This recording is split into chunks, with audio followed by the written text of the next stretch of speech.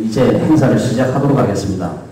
먼저 강의해 주실 분은 경희대 한의대를 졸업한 후에 국내 최초로 한의학 분야의 정신질환 치료를 도입하신 황웅근 흰구름 한의원 원장님이십니다. 황웅근 원장님은 한의사의 심리치유 이야기인 해동내도 좋지만 달동내도 괜찮다는 책을 통해서 심성개발과 집중력 강화를 위한 임상이론과 정서적 치료 방법을 제시한 바 있습니다. 강의 도중에 자주 좀 박수도 쳐주시고 좀 적극적으로 참여해 주시면은 좀 더 많은 정보를 얻어가실 수 있을 것 같습니다. 그럼 자, 큰 박수와 함께 원장님 모시도록 하겠습니다.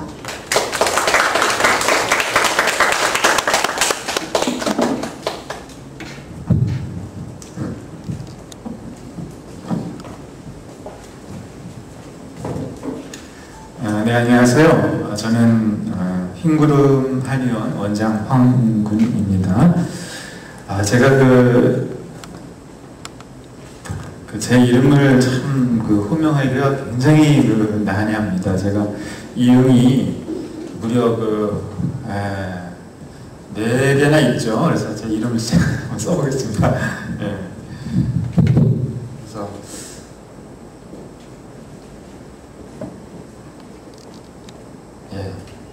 이것이 이제 제 이름입니다. 그래서 이응자가 마구 들어가다 보니까요, 제가 황웅근이다는 왕왕왕 들려가지고 처음에 알아듣는 분을 제가 만나지를 못했어요. 그래서 한번 써봅니다.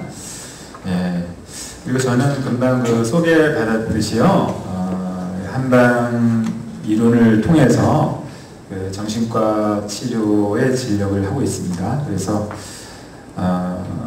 또 정신과를 하다 보니까 대부분 부모와 자식 간의 갈등 이런 것들이 이제 문제가 돼서 정신질환을 앓게 되는 경우가 거의 대부분이라 봐도 될 정도로 자녀 교육에 대한 부분은 중요하다고 하겠습니다.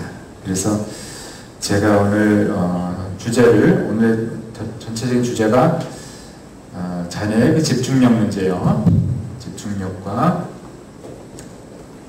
자립심이라는 주제로 우리 부모들이 과연 어떻게 할 것인가, 여기에 대해서 말씀을 드려보도록 하겠습니다. 그런데요, 제가 이제 이 자리에 서면서 아주 긴장이 많이 됩니다. 왜냐하면요, 저도 이제 부모거든요. 우리가 어떻게 하다 보니까 부모가 됐어요. 그렇죠? 하다 보니까 아들도 생기고 딸도 생기고 부모의 자리에 서게 됐는데, 우리가 부모인 것을 지금 제대로 인식하고 있는가? 과연? 제가 너무 높이 올라있는데요. 좀 낮아지면 좋겠습니다. 인식하기도 전에 부모가 되어버린 거예요. 그래서 이것이 바로 우리가 안고 있는 어떤 구조적인 문제라는 거죠. 삶이 그런 거예요. 우리가 준비하기 전에 벌써 부모가 돼 있어요. 이를 어쩌면 좋습니까? 그런데 이렇게 여기서 또 풀어가는 길이 있다는 거죠. 그래서 만약에 이제까지 우리가 부모로서 제대로 역할을 못했다라면은 이 짧은 시간이지만은 한번 저희 자신을 돌아보기로 하는 것이 좋겠습니다.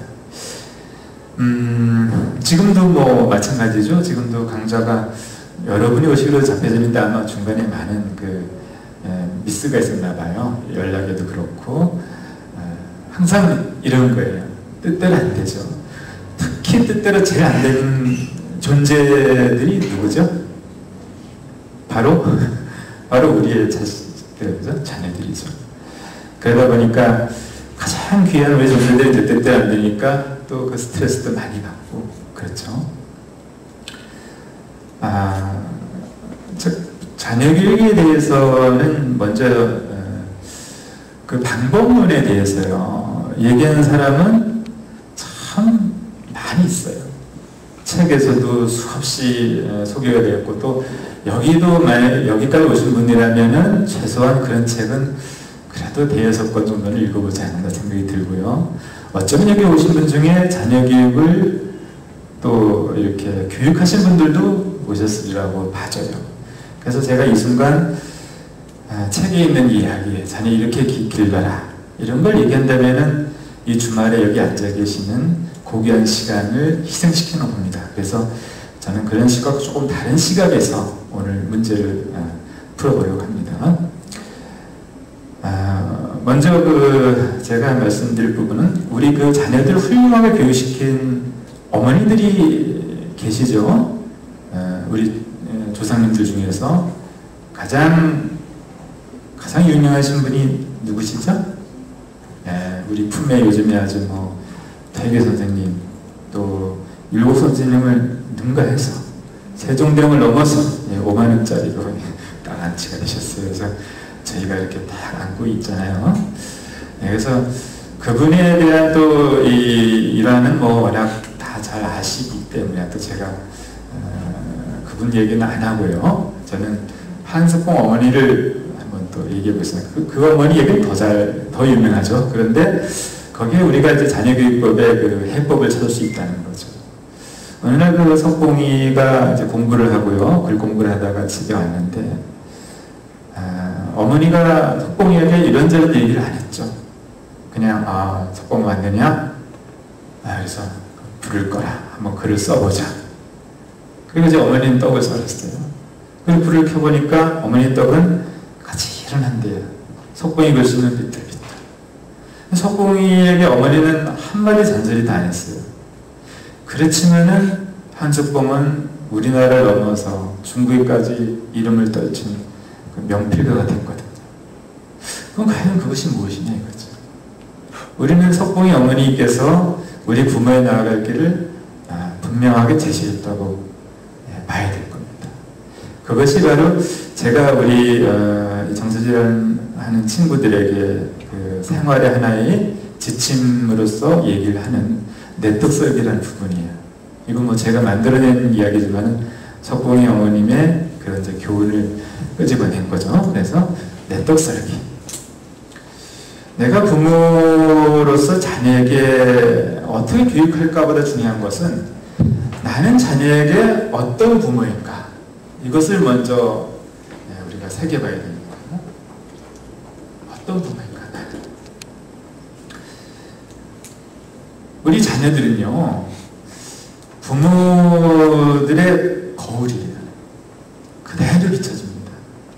저희도 자녀 있던 시절이 있었죠. 자녀 있던 시절에 보면은 알게 모르게 다 부모를 받아요. 부모의 영향을 받고 부모의 말투를 담고 부모가 좋아하는 노래를 부르고요.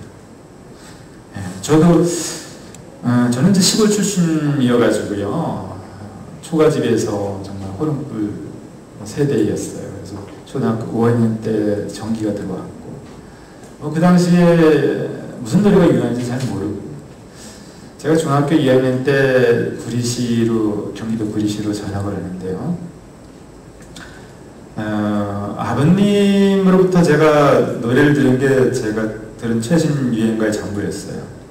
그런데 중학교 2학년 때 제가 전학을 와서 이렇게 인사를 하니까 우리 중학교 친구들이 시골에서 오고 그랬으니까 입학기념으로 전입기념으로 노래를 한번 불러보라고 그랬어요. 그래서 제가 그 당시 아버님으로부터 들은 최신 유행가를 한번 불러봤습니다.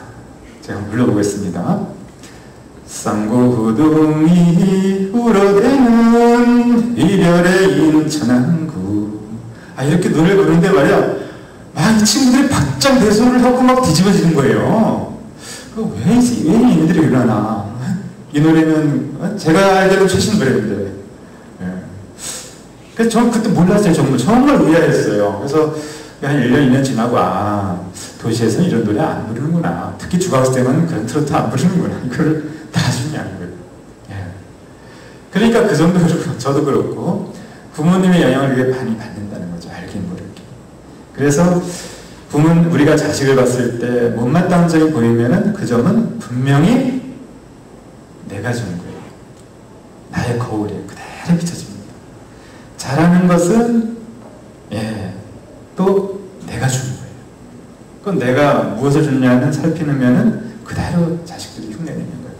제가 여기 강좌객이 잡히고요. 조금은 우리 딸은 그럼 제가 딸도 있고 하늘이 주신 또 아들도 있고 그런데 예. 그 둘째 딸이 이제 중학교 2학년이에요. 첫째 딸은 고등학교 1학년이고요. 자랑을 좀 할 거를 좀 찾아야 되는데 그래도 여기 강사로 와가지고 자녀 교육을 해야 되는데 우리 자녀는 어떻다는 얘기를 한마디도 못한다면 어떻게 할 것이냐. 그래서 이렇게 좀 고민하는 고민이 좀 되더라고요. 그래서 어제 저녁에 이제 밥을 먹는데 우리 둘째 딸내미가 좀 활발해요. 대체적으로 그렇죠. 첫째는 그렇잖아요. 부모가 너무 애중지하다 보니까 좀 예민하고 그렇잖아요. 둘째는 이제 힘들잖아요. 그러니까 좀 포기하고 내버려두니까 둘째 성격이 다 좋잖아요. 이름이 좀 뭐 활달하고 이쁘고 그러죠. 아침에 제가 이제 밥을 먹는데 반찬을 보니까 이제 고기 반찬이 나왔어요. 생선. 그래서 이놈이 뭐 학교 시간도 좀 뭔가 바빠. 그래서 제가 고기 반찬을 좀 발려가지고 이놈 옆으로 갖다 놨죠. 근데 그 순간에 이놈이 이제 감자를 이렇게 잘 쪼개가지고 제 앞으로 미는 거예요. 제가 그렇게 고기만 줘서 그렇게 하는 게 아니라 그 똑같은 동시에. 그래서 제가 저는 이제 말할 수 있겠다 여러분께. 그런 게 기쁜 거 아니겠어요? 부모가 우리가 기뻐하는 것은 자세히 보면 우리는 뭔가 놓치기 쉬워요. 여기 있어도 여기 오셨어도 내가 원하는 것을 나도 모르는 경우가 있단 말이에요. 내가 우리 자녀들에게 원하는 것이 과연 무엇인가? 이렇게 봤을 때 정말 우리 자녀들이 현재 스카이라는 명문대 가는 거 이것만이 우리가 원하는 걸까요? 우리가 살다가 보면은 여기에 많은 그 관심을 가지고 자기도 모르게 이것이 목표로 되어버린단 말이에요. 마치 저희가 뭐 돈이 최고고 돈은 무조건 벌어야 된다. 뭐 이런 신념으로 돈만 향해서 달려가듯이 우리 자녀들도 교육할 때 수능 성적, 학교 성적 이런 것만 보기 쉽다는 거예요. 그런데 우리 마음을 다시 한번 굽어 살펴본다면은 그건 아니죠. 그렇죠? 우리가 뭘 원하고 있을까요? 우리 자녀들에게. 우리가 진심으로 원하는 거예요. 우리 어머님 뭐라고 생각해요? 우리 자녀에게 바라는 거예요. 행복한 거야? 그렇죠. 우리 자녀들이 행복한 걸 원하는 거예요. 맞습니다. 그렇죠? 우리가 행복하기 위해서 뭐 대학도 잘 가고 또 뭐 직장도 가지길 원하고 이런 거잖아요.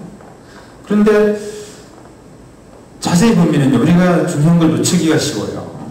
그게 뭐냐면 우리가 자녀 교육을 시키는 과정에서 싸움을 하잖아요.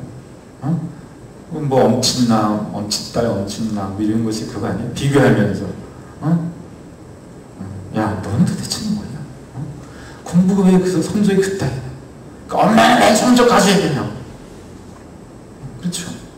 그래서 공부를 하는 이유에 대해서도요, 공부하는 이유에 대해서도 우리 자녀들이 잘 모를 수가 있어요. 공부하는 이유가 대부분 엄마가 화나니까. 내가 공부 안 하면 화를 낸다는 거예요. 그래서 공부하는 거예요. 그러니까 이 공부는 내가 좋아서 하는 공부다, 내가 필요해서 하는 공부다 아니라는 말이에요. 그러다가 이제 엄마 품을 떠나거나 그러면은 이제 문제가 생기기 시작해요. 엄마의 힘으로 대학까지 보낼 수는 있어요. 열심히 뭐 과외선생 붙이고 압박하고 쪼아가지고요. 그래서 서울대, 연고대까지 갈 수 있습니다. 그런데 그렇게 교육을 하고 나면은 이제 20대 초반부터 무너지기 시작하는 거예요. 그래서 그렇게 교육을 해야 됩니다. 그래야지 저한테 오죠. 저 같은 직업이 좀 그래서 아주 제가 감사해야 될지 모르겠어요. 20대에 돼가지고 무너지게 되면은 여기서 회복하는데 대략 한 10년이 걸려요. 30 초반까지 합니다. 저도 제가 가장 많이 보는 그 연령층이 20대 초반부터 30 초반까지예요. 그리고 부모님들은 대체적으로 교육자세요. 좀 아이러니하죠. 그리고 또 유명한 목회자 이신 분들도 계시고. 예. 자, 그럼 우리가 그러면은 왜 그런 일이 일어나냐? 기본에서 멀어졌기 때문이에요. 기본에서. 공부하는 이유가 제대로 기본에서 틀어졌다는 거죠. 엄마가 화내서 공부하는 거예요. 엄마가 화내니까, 엄마가 원하니까 대학 간다는 거죠. 요즘에도 보면은 그 공무원이 뭐 얘기를 합니다. 예, 뭐 농담 삼아도 뭐 무슨 얘기하는데 왜 대학 가냐고 그러면 엄마가 대학 가라고 그랬어요. 그게 뭐 이런 거예요. 예. 그것도 괜찮을 수 있어요. 예, 엄마가 대학 가서 간다? 이것은 틀린 이론이다? 이렇게 볼 수는 없어요. 중요한 거는 엄마가 어떤 사람이냐, 내가 어떤 부모인가. 예. 잘 몰라도 돼요. 자녀들이 부모들이 하는 말을 맞다고 보니까 대학 가서 대학 갔어. 잘못입니까? 아니죠. 근데 나는 어떤 사람인가는 들여다봐야 되는 거예요. 나는 어떤 사람인가? 나는 어떤 부모인가? 그럼 우리가 지금 자녀들에게 강조하고 가르쳐가는 게 집중력이에요. 자립심이에요. 자, 그러면 나는 집중력이 있는가요? 나는 얼마나 집중력이 있냐 이거죠. 집중력이라는 건 무슨 뜻일까요? 집중한다는 거. 우리 아이 이제 산만하다 이런 얘기를 하는데 내가 집중을 하고 산다. 어떤 뜻일까요? 내가 집중된 생활을 하고 있어. 그럼 어떤 현상이 일어날까요? 그래서 우리가 이제 이런 이야기가 굉장히 어려운 이야기예요. 알고 보면은. 제가 그 나눠드린 프린트물 2페이지 한번 봐주시겠어요? 이 페이지 보면은 좌측 아래에 그 4단지심이라고 있죠. 이것이 우리 인간이 가지고 있는 가장 아름다운 마음을 네 가지 단서로서 실마리를 잡아서 풀어낸 거예요. 이게 이제 맹자님 말씀이죠. 우리가 정말 삶에 집중하고 내 생활에 집중을 한다면은 인의예지라는 아름다운 본성이 피어나요. 그래서 인의예지 하면은 여기서 측은지심이다, 수호지심이다, 사양지심이다, 시비지심이다 이런 건 다 알죠, 그렇죠?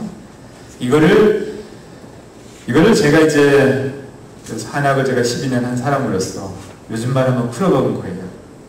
예, 제 한학은 소당 선생님에게 배웠습니다. 그 소당 선생님이 정통 그 유학자이시거든요. 그래서 이걸 풀어보게 되면 내가 집중력 있게 산다는 것은 바로 이런 마음을 가지고 있는 거예요. 인, 존중하고 포용하는 마음, 반성하고 경계하는 마음. 의가 그렇죠. 나는 과연 타인을 존중하고 있는가? 혹시 내가 대인 생활할 때 나의 주장만 먼저 내세워서 다투고 있지는 않은가? 이런 점을 먼저 봐야 된다는 거죠. 또 반성하고 경계하는 마음이 있는가? 내가 언제든지 무너질 수 있다는 거. 내가 완성된 부모가 아니라, 내가 인격자가 아니라 조금만 게으르게 되면 금방 무너져가지고 감정적인 인간이 될 수 있다는 거. 그런 점에 대해서 내가 깨어있는가? 이것이 의예요. 겸손하게 양보하는 마음. 져주면서 승리하는 법을 아는 거예요. 그죠? 우리가 양보한다는 것은 그거 내가 양보하면 지는 거 아니냐? 아니죠. 여기서 이해하는 것은 일보 후퇴, 이보 전진을 위한 방법이거든요. 그리고 만족하고 감사하는 마음. 지가 12지심이에요. 정말 옳은 것을 한다면 내가 만족하고 감사하는 마음이 있어요. 나는 이런 부모인가를 먼저 우리가 봐야 된다는 거죠. 이 시간이 아주 참 괴로운 시간이에요. 저도 괴롭습니다. 자식을 둔 부모로서 이런 얘기를 한다는 게 얼마나 괴롭습니까? 예, 부끄럽고요. 여기서 이제 의라는 것은 나의 역행을 부끄럽게 여기고 새롭게 살려는 마음. 역행이라는 것은 세상의 흐름과 우주의 흐름과 별도로 가는 것. 그래서 이런 마음을 내가 가지고 있는가를 봐야 된다는 거죠. 이런 마음을요. 이게 바로 집중력에 대한 이야기예요. 요즘 말로 집중력이라고 얘기하는 겁니다. 이것이 사덕이고 옛날 말로요. 또 요즘 말에 많이 쓴 얘기가 있죠. 마음의 평화. 예. 마음의 평화예요. 내 마음은 평화로운가 이거죠.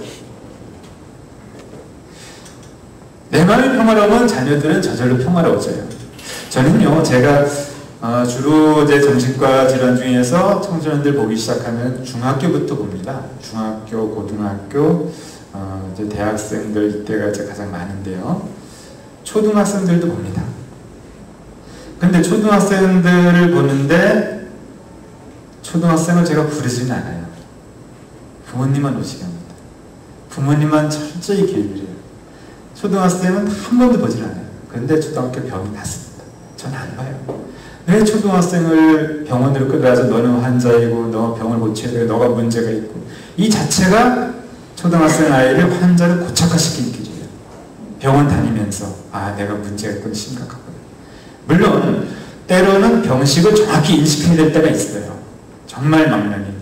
그런데 대부분 부모들이 심각한 경우는 자녀의 문제가 아니라 부모의 문제이시고, 그래서 부모들이 이런 신상개발 교육을 해서 자기가 변하게 되면 다 나아요. 그러니까 1년 정도 하게 되면 어떻습니까? 아 우리 아이가 굉장히 좋다. 그렇게 됩니다. 전 초등학생들은 아예 안 봅니다. 그래도 병이 나요. 그래서 그만큼 부모의 존재는, 아이들이 있어서 부모의 존재는 그냥 하느님이에요. 더도 아니고 덜도 아니고요. 사리 판단 능력이 없는 아이들이 부모를 보면 그대로 따라할 수밖에 없는 거거든요. 그래서 우리가 아이를 어떻게 할 것인가, 아이에게 어떻게 할 것인가 라고 물음표를 던졌다면 나는 어떤 부모여야 하는가를 우리가 겸손하게 반성해 봐야 된다는 거죠. 1페이지 보면은요, 1페이지 보면은 아래줄에 보면 이런 얘기 있습니다. 무리공말하고 사유종시하니 지소선행은 접근도이라 얘기했어요. 사물에는 근본과 말단이 있고 일에는 끝과 시작이 있으니 먼저 할 바와 나중 할 바를 알면 곧 도에 가까운 것이다 라고 얘기했습니다. 그러면은 근본이 무엇이고 말단이 뭐냐? 근본이라는 것은 원인이에요. 근본을 해결하면 내가 지금 신경 쓰는 거, 우리 아이가 좋은 대학 가야 돼, 이게 말단이거든요. 근데 그 말단만 신경 쓰게 되면 말단이 이루어지지가 않아요. 근본은 뭐냐? 부모의 인성이, 내가 어떻게 집중력 있는 부모가 될 것인가, 내가 어떻게 자립하는가. 아니 내가 부모인데 자립하죠. 자립했습니다. 뭐예요? 경제적으로만 자립하는 거죠. 경제적 자립보다 더 중요한 게 있죠. 바로 마음의 자립이죠. 마음의 평화라는 부분이요. 이 부분이 완성이 안 된다면은 우리들은 자녀에게 바랄 것이 없어야 되는 거예요.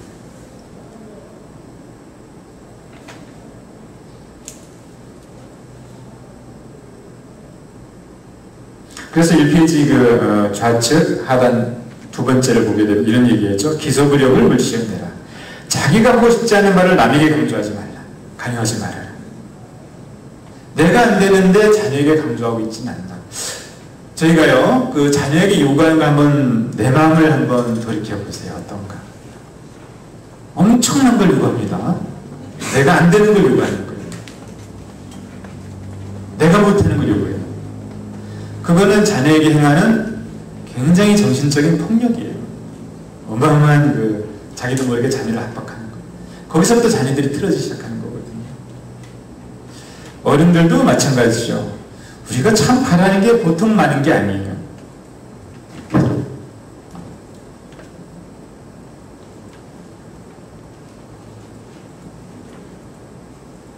(1페이지) 우측 하단을 한번 봅시다. 불안인지 불기지요 한 부지에는 이런 얘기를 했어요. 뒤에 보면 해석판이 되어 있죠. 남이 나를 알아주지 않음을 걱정하지 말고 내가 남을 알지 못해 걱정하라.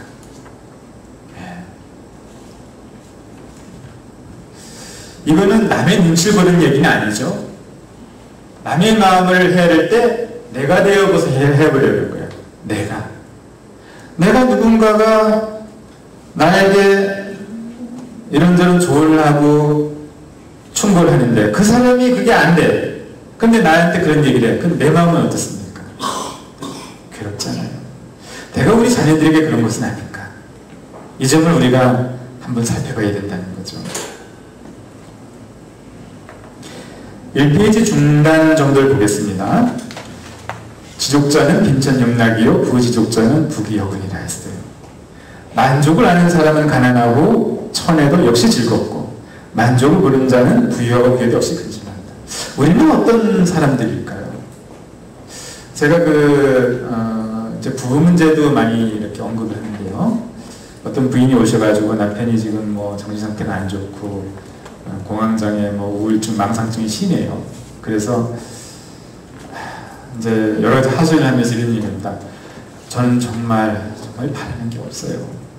네, 그냥 아이들하고 주말에 그냥 아빠하고 놀러 가는 정도, 네, 휴가 때 같이 하는 정도, 그 정도예요. 아니 그 정도를 바라는 게 이게 심한 겁니까? 제가 그래서 이렇게 말씀드렸어요. 예, 굉장히 심한 무리한 부탁입니다. 우리가 가지고 있는 이 만족의 기준치라는 거는요, 뭐 조인단데 이렇게 써 있어요. 예.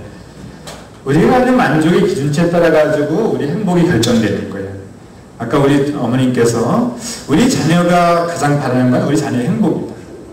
우리 자녀가 자립해서 자신감 있게 살고 대인관계 원만하게 하면서 살아간다면, 그래서 행복하다면 우리 부모님들은 바라는 게 없는 거예요. 더 이상. 그러면은 행복하기 위해서는 어떻게 할 것인가? 이거 생각하면 되잖아요. 그렇죠? 내가 행복하면은 자녀들은 행복해져요. 그러면 내가 자녀에게 바라는 기준치는 어느 정도인가? 자녀가 감당할 수 없을 만큼 바라는 것은 아닌가? 일찍 일어나야죠. 학교 잘 가야죠. 학원 잘 가야죠. 성적 우수하게 나와야죠. 부모님께 잘해야죠.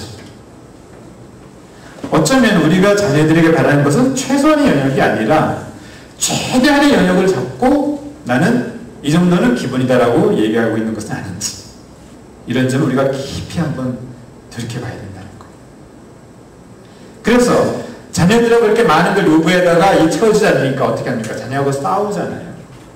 수준이 똑같아요. 애들 수준이에요. 우리가 자녀하고 싸운다는 수준이 그 수준이 아닙니까? 아직 공부를 안 해가지고요. 마음 공부를 안 해가지고 어떻게 하다 보니까 연애하고 나이가 되다 보니까 장가를 가고 결혼을 했어. 그 애들이 그냥 태어났어. 이제는 우리가 공부할 때라는 거예요.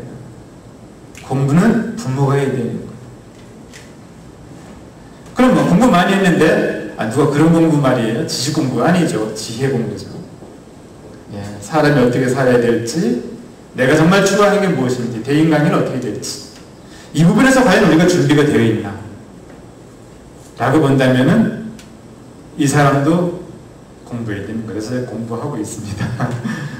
그래서 저는 책 가끔 봐가지고 이 자리에 서게 됐습니다. 같은 입장이에요. 부모가 된다는 거는요, 내가 어떻게 하다 보니까 부모가 된다는 거는 도인이 되어야 되는 거예요. 부모가 돼서 내가 부모로서 인정을 받으려면 내가 도를 닦아야 되는 거, 도인이 되는 거예요. 마음 공부를 해야 된다는 겁니다. 안 그러면은 바라지 말라는 거예요, 자식에게. 부모 대접을 받길 원한다면 내가 공부를 해야 된다는 거예요. 부모를 대접받을 수 있는 내 마음이 준비되어 있냐를 먼저 봐야 된다는 거죠. 그렇지 않는다면은 나는 그냥 자식하고 놀면 돼요. 바라지 마세요. 자식이 얼마나 이쁩니까? 예. 그래서 자식하고 그렇게 싸울 게 아니라 우리가 자식에게 욕을 하는 것이, 열심히 공부해서 너 잘되는 엄마가 이런 거 아니냐? 막 그 무식한 것도 모르고 말이야. 엄마 속도 모르고 있는 자식들. 그러면서 싸웁니다. 방에 가서 울고 짜고 뭘 받았는데 얘가 커가지고 좋은 대학 가고 좋은 직장 얻고 좋은 남편 만나가지고 아들 딸 낳고 행복하게 살자고 바라는 거 아니겠어요? 그러면은 지금 해도 되잖아요. 지금 아이들하고 웃으면서 놀아도 되지 않겠어요? 그렇게 먼저 놀고요. 만족하고 그 다음에 시간이 또 남아요. 그러면은 미래에 대한 계획도 한번 세워보고, 공부가 뭔지도 한번 알아보고, 야, 우리 심심한데 스카이 한번 가볼까? 어때? 놀기도 야 지겹다 야. 새로운 놀이 한번 해보자. 뭐 이렇게 유쾌하게 할 수가 있다는 거죠. 유쾌한 놀이. 어떻게 태어난 인생인데 우리가 이 세상에 이게 태어날 수 있는 거예요. 수학자들이 얘기하는데요. 우리가 인간이 이 세상에 태어날 확률은 0%라고 합니다. 0.006도 아니고 0%. 퍼센트가 없대요. 이렇게 태어났는데 또 여기서 경쟁합니까? 우리는 이미요 여기 태어날 때 어마어마한 경쟁력을 뚫고 온 사람들이에요. 얼추 잡아도 2억 5천만 분의 1입니다. 여러분 왜 1등 하셨어요? 아시죠? 기억 안 나요? 엄마 뱃속으로 들어갈 때 치열한 수영전 1등 하면 됐죠. 여기 나와서 또 경쟁해. 또 로또를 또 여기서 사고 또 충분하지 않아요? 그래서 여기에 이제 그런 얘기가 있는 거예요. 지족자는 빈천이에요. 만족을 하는 사람. 만족을 하는 사람이라면 내 마음의 기준치가 뚝 떨어진 사람. 그래서 우리가 이제 자녀 교육에 앞서가지고 가장 중요한 건 마음을 비워요. 자녀에 대한 마음을 비워요. 사실은 저희도 그렇죠. 자식을 키워보면은 부모가 자식에게 많이 줘요? 자식이 부모에게 더 많이 줍니까? 어떻죠, 어머니? 자식 더 많이 주잖아요. 자식을 보면서 우리가 세상을 새롭게 보고, 또 그 기쁨을 얻고. 세상에 가장 기쁜 게요. 그러면 남편이 아무리 잘해도 별로 기쁘잖아요. 아내가 아무리 잘해도 안 기쁜데, 자식이 철 들어가가지고, 아빠, 엄마, 늦게 출근했는데 고생하셨어요 하면서 인사하고 와서 등 들어주고. 좀 늦게 들어갔는데 엄마가 없네. 그러니까 딸내미가 그때가 초등학교 4학년이에요. 아빠 식사하셨어요? 아빠 식사 안 했는데 아빠 그럼 제가 라면 끓여드릴게요. 저 라면 별로 안 좋아하는데. 그래? 한번 끓여봐. 그러면서 그 라면을 먹으면은 얼마나 행복합니까? 그보다 행복한 게 없는 거예요. 우리는 너무 많이 바란다는 거죠. 자식이 얼마나 많이 해주고 있는데 또 바래요. 엄청 우리가 반성해야 될 처지라고 생각합니다.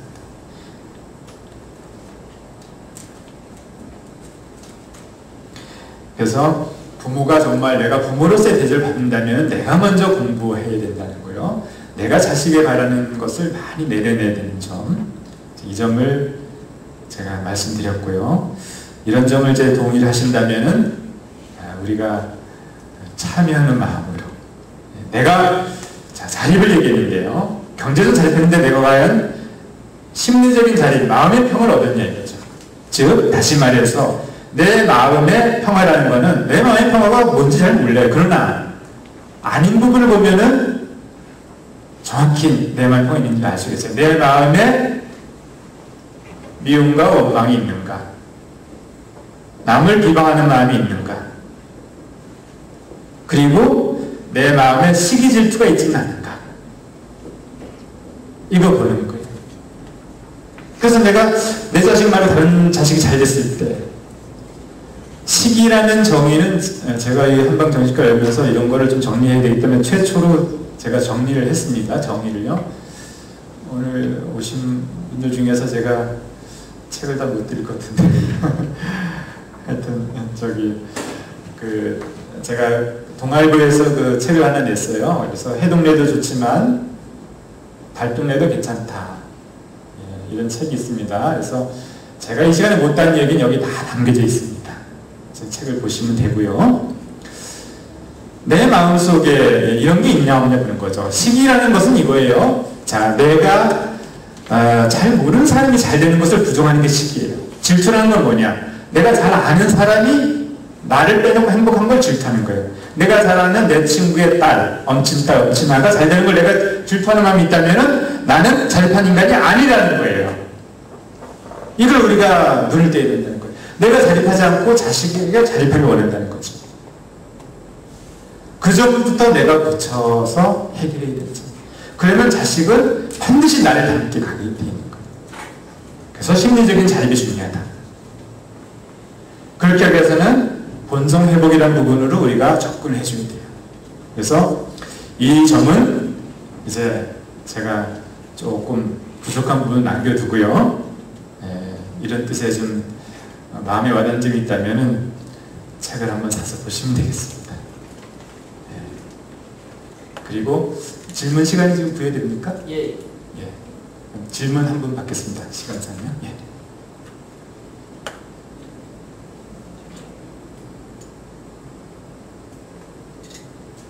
말씀 잘 들었고요. 네.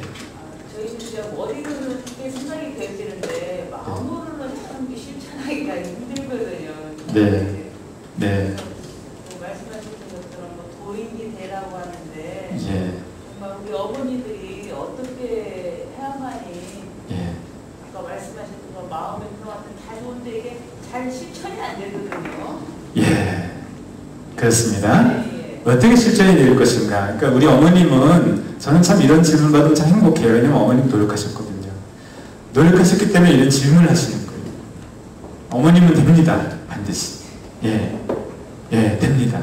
그래서 그런데 이걸 노력하자냐면 이게 어렵다는 걸 몰라요. 그리고 이걸 내가 어려우니까 딴 데 에이 이거는 뭐 태계 선생이나 유고 선생 이런 분들이 하는 거지. 신사님네 나랑 무슨 상관이냐고.